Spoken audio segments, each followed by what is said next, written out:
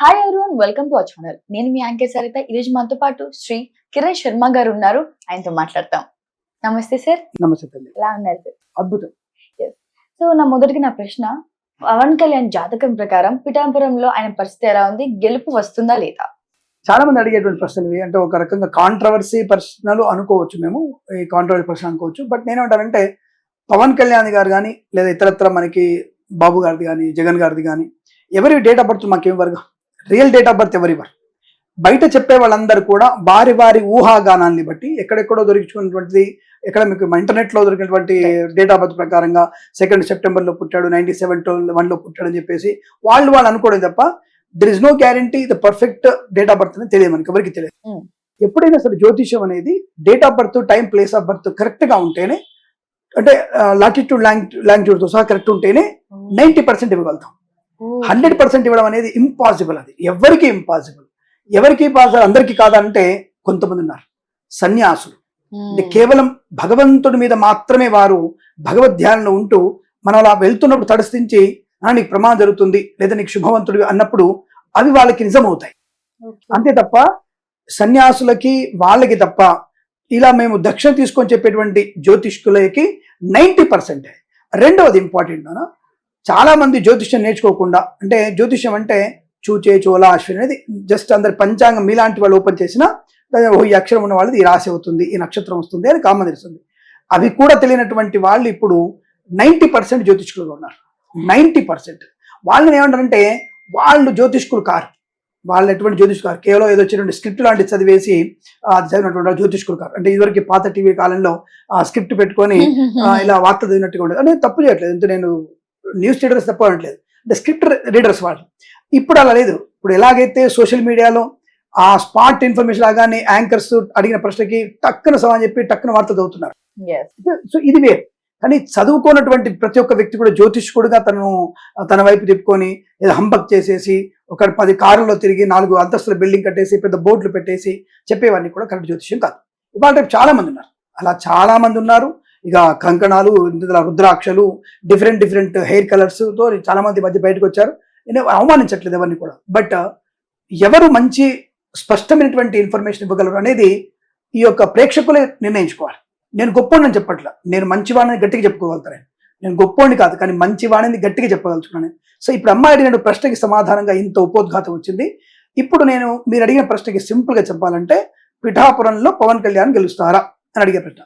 ఇప్పుడు ఆయన ప్రకారంగా చూసుకున్నప్పుడు ఉత్తరా నక్షత్రం అవుతుంది, కన్యా రాశి అవుతుంది. ఏది ఈ పవన్ కళ్యాణ్ పేరు ప్రకారంగా అవుతున్న విషయం స్పష్టంగా చెప్పవచ్చు. దాని ప్రకారంగా పిఠాపురంలో మీరు అందరూ అనుకుంటున్న 1,00,000 మెజారిటీ అని చాలా మంది సోషల్ మీడియాలో మీరు అడుగుతున్నారు, వాళ్ళు చెప్తున్నారు. నేనేమంటానంటే 1,40,000 మెజారిటీ పైన వస్తుంది చెప్తాను. పవన్ కళ్యాణ్ గారు 1,40,000 మెజారిటీ పైన గెలవడానికి అవకాశం ఖచ్చితంగా ఉంది.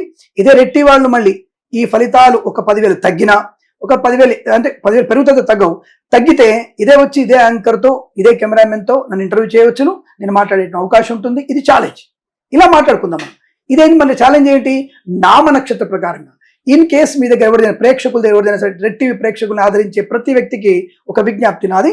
మీరు ఎవరైనా సరే ఖచ్చితంగా కనుక మీ యొక్క పవన్ కళ్యాణ్ అంటే అభిమానుడైనటువంటి పవన్ కళ్యాణ్ గారిదో, జగన్ గారిదో, బాబు గారిది real date of birth, time of birth నాకు పంపించండి. నేను వెంటనే వారు గెలుస్తారా గెలవరా చెప్పగలుగుతారు. రెండవది వాళ్ళ జాతకం బాగుంటుంది అనుకుందాం. బట్ టీం మొత్తం 174 మంది కూడా సేమ్ జాతకం ఉండాలిగా. How can it possible? రెండోది లాజిక్. ఒకే డేట్ పుట్టిన వాళ్ళు ఇద్దరు ఎమ్మెల్యే ఉన్నారుగా, నిలబడ్డవాళ్ళు. టీడీపీలో ఒకరు ఉన్నారు, జగన్ దాంట్లో ఒకరు ఉన్నారు, 5 ఉన్నారు. ముగ్గురు ఒకే డేట్ అనుకుందాం, ఒకే టైం. మరి వాళ్ళని ఎలా చూడాలి మనం? అంటే ఆయా లెక్కల్ని కూడా కట్టాలంటే దమ్ము ఉండాలి. ఫస్ట్ ఒక దమ్మున్న జ్యోతిష్కుడు కావాలి. మీరు నాకు తీసుకురండి, ఎవరైనా సరే కంటెస్టెంట్ లో ఉన్నారు వాళ్ళందరికీ కూడా date of birth, time, place of birth తీసుకురండి. ఇదే రెడ్ టీవీ ముందు మనం కూర్చుందాం, లైవ్ ప్రోగ్రామ్ చేద్దాం, 1 డే మొత్తం లైవ్ ప్రోగ్రామ్ చేద్దాం. చేయండి, అప్పుడు మనం చెప్పవచ్చు ఇప్పుడు పేరు ప్రకారంగా గెలవడానికి అవకాశం ఎంతవరకు ఉంది అని అడిగితే తప్పకుండా పిఠాపురంలో పవన్ కళ్యాణ్ గారు ఉన్నతమైనటువంటి చాలా హై లెవెల్ మెజారిటీతో గెలవడం ఉంటుంది. అంటే గతంలో 2 సార్లు ఓడిపోయారు కదా, అదే పేరున వ్యక్తి కదా. అప్పుడు ఆయన జాతకం ఉన్నటువంటి గ్రహస్థితి వేరు. ఇప్పుడు రేపు వచ్చేటువంటి మే 30 నుంచి అమ్మా, ఏప్రిల్ 30 నుంచే, ఏప్రిల్ 30 నుంచి గ్రహగతులు మారుతున్నాయి. ఫస్ట్ మే నుంచి గ్రహగతులు మారుతున్నాయి. అందులో అద్భుతమైనటువంటి గ్రహస్థితి పవన్ కళ్యాణ్ గారు కనపడుతోంది. సో కాబట్టి పేరు ప్రకారం మళ్ళీ జన్మజాతకం దీనికి క్వైట్ ఆపోజిట్ ఉండవచ్చు. నేను మళ్ళీ అంటే కింద కామెంట్ వస్తుంది, తప్పించుకోవడానికి కిరణ్ శర్మ ఇలా చెప్పాడు, గతంలో చంద్రబాబు నాయుడు గురించి బెయిల్ వస్తున్నాడు. నేను చెప్పాను వస్తే 17-24 లోపల రావాలి, లేదంటే ఆలస్యం అవుతుంది చెప్పాను. దాన్ని సరిగ్గా ఎవరు చదవరు, ఎవరు చూడరు దాన్ని. కానీ బెయిల్ మాత్రం విషయం చెప్తుంటారు. అలా చెప్పేసి నేను కూటమికి ఏదో అభ్యర్థిని అనుబంధంగా లేను, అలాంటి జగన్కి వ్యతిరేకిని కాదు. ఈ విషయం ముందు ప్రేక్షకులు గుర్తించాలి. పిఠాపురంలో పవన్ కళ్యాణ్ అటువంటి వ్యక్తి ఖచ్చితంగా బంపర్ మెజారిటీ గెలవడానికి ఖాయం, అందులో ఎటువంటి సందేహం అక్కర్లేదు. రైట్.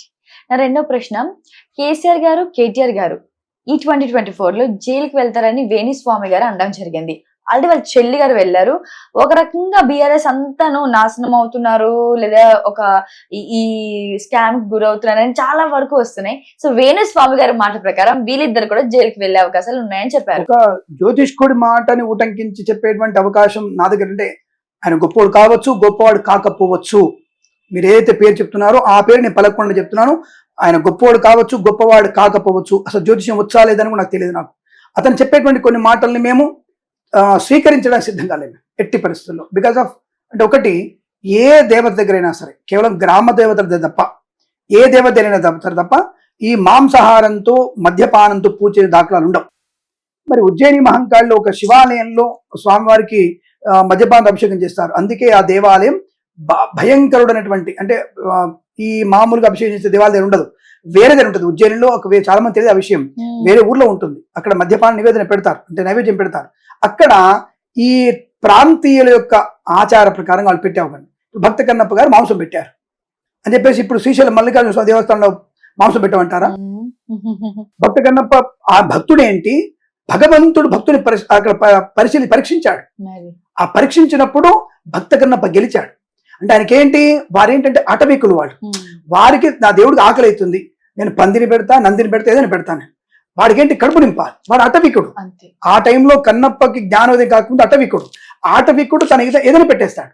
కాబట్టి అక్కడ భక్త కన్నప్ప గ్రేట్. అలాంటి ఇప్పుడు తీసుకొచ్చేసి కామాఖ్య దేవాలయంలో అలా పెడతాను, ఇలా పెడతాను అనే విషయంలో కొన్ని మేము స్వీకరించ సిద్ధంగా లేము. ఆయన వ్యక్తిగతంగా గొప్పవాడు కావచ్చు, గొప్పవాడు కాకపోవచ్చు, మాకు కొన్ని విషయాలు మేము స్వీకరించడానికి సిద్ధంగా లేము, అది స్వీకరించలేము. అది ఎవరైనా సరే డిబేట్ పెట్టినా సరే లైవ్లో ఇదే మాట్లాడతాను. టీవీలో బ్రహ్మాండం వెళ్తుంది, అందరు చెప్పొచ్చు మీరు. రెండవది, ఇప్పుడు ఆయన మాటల్ని తీసుకోకుండా తారక రామారావు అనేటువంటి వ్యక్తి పరంగా, తారక రామారావు గారి పేరు పరంగా నామనక్షత్రాన్ని చూసుకుంటాం మనం.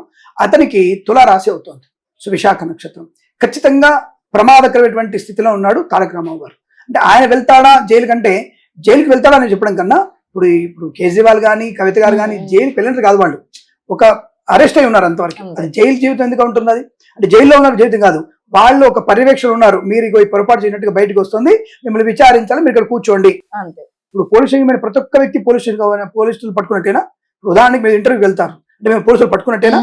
అంటే పోలీస్ స్టేషన్ వెళ్ళిన ప్రతి ఒక్క వ్యక్తి కాదు, అక్కడ వెళ్ళినట్టు విచారణ నిమిత్తంగా వాళ్ళని అక్కడ పెట్టారు. అంటే ఎవరు కలవకుండా వారి చుట్టూ ఒక వ్యక్తుల్ని పెట్టేసి పరీక్షించడానికి పర్యవేక్షిస్తున్నారు.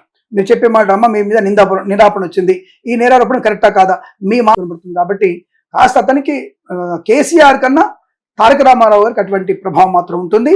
ఎందుకంటే కొన్ని విషయాల్లో తులారాశి వారికి షష్టమ స్థానం బాగలేకపోవడం తీవ్రమైన ఇబ్బందులు కలిగిస్తుంది. అష్టమ స్థానం కూడా ఏమాత్రం అనుకూలంగా లేదు. ఇప్పుడు ఏప్రిల్ 30 నుంచే ఏదైతే పవన్ కళ్యాణ్కి హైలైట్ అవుతుందో అదే సిచ్యువేషన్ డిమేట్ అవుతుంది తారక రామారావు గారికి, కేటీఆర్ గారికి, మాజీ మినిస్టర్ గారికి.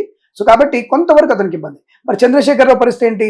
అతనికి అటువంటి ఇబ్బంది ఏం లేదు. సో చంద్రశేఖరరావు గారు ఈ ఫోన్ ట్యాపింగ్ల వల్ల వెళ్తారనే విషయంలో ఇదే మళ్ళీ నేను మొదటికి వస్తాను. జన్మజాతకాన్ని మీరు చెప్పండి, జన్మజాతకం మాకు ఇవ్వండి, అప్పుడు మేము చూసి చెప్పగలుగుతాము.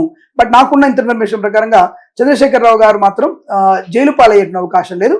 బట్ తారక రామారావు గారికి కొంత ఎఫెక్ట్ పడుతున్న విషయం వాస్తవం. అది కూడా మే ఎండింగ్ నుంచే అది ప్రభావం మన ఎక్కువగా ఉంటుంది. మే ఎండింగ్ నుంచి కొంతవరకు పరిస్థితి దిగజారే అవకాశం కనబడుతుంది. అతను అమ్మవారిని పూర్తిగా ఏదైనా కాపాడుకోవాలంటే అమ్మవారిని ఉపాసన చేసుకుంటేనే కొంతవరకు బాగుందనే విషయం నా యొక్క ఆలోచన. పేరు ప్రకారంగా మళ్ళీ నోట్, అది గుర్తుపెట్టుకోండి. Thank you. సర్వే జనా సుఖినో భవంతు. నమస్కారం.